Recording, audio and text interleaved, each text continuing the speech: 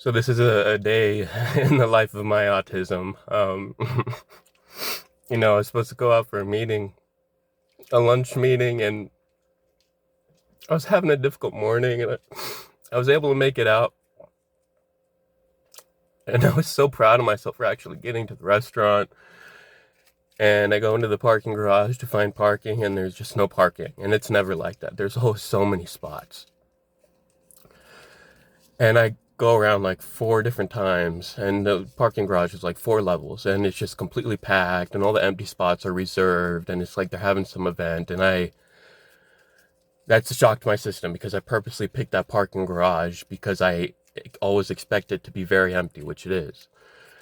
And then I just have a effing meltdown in the garage, and I go into just severe fight or flight mode, severe defense mode, and I start sweating and crying and shaking. And it's like, again, I'm that armadillo that's curling into a ball. And I was so proud of being that armadillo that was walking around because of my difficult morning. I was able to uncurl and become that functional armadillo. But then, that's what always happens with autism for me, is that one uncontrolled variable that I have no control over, i.e. the parking garage being full on this one particular day, that just devastates everything. I always say my functioning mechanisms are like a Jenga tower. It can be pretty solid at times, it can be wobbly at other times, but it can be standing up pretty straight, but you pull just that one block out and the whole thing can come down. And that's just my life. And there's really, it's very tough. And that's maybe the biggest part of the hardest part of being functional in this society for me, is that those unexpected variables. Because I think in pictures, and I paint a portrait in my head of how things are going to be. And then when something unexpected occurs, I have to take down that portrait and repaint it in that very moment while still trying to function and adapt to the unexpected change at hand.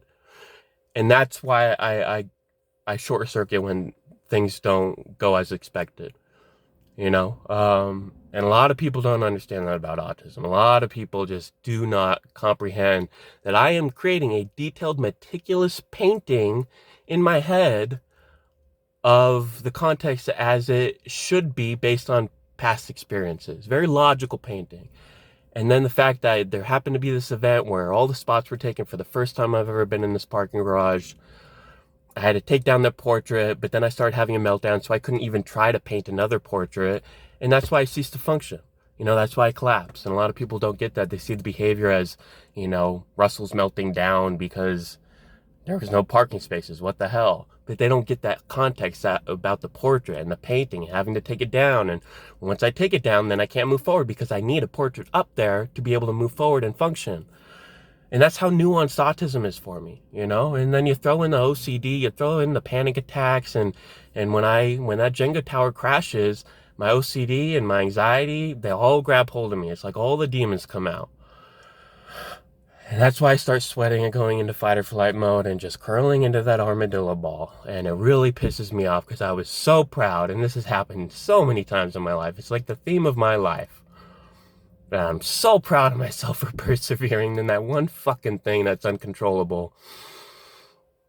It's like the universe is like, ha, so close, Russell, but no cigar. And it gets very tiring living a life like that, trying so hard and overcoming so much just to get there. And then I get there and I'm happy, but then that one last variable, finding a parking space, it denies my lunch meeting. And it's exhausting, it's depleting. It's like, I feel completely exhausted now just from this 20-minute episode, and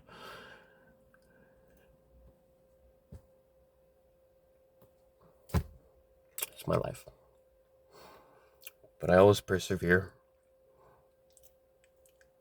and come back stronger because there's really nothing much else to do, right? Just gotta come back.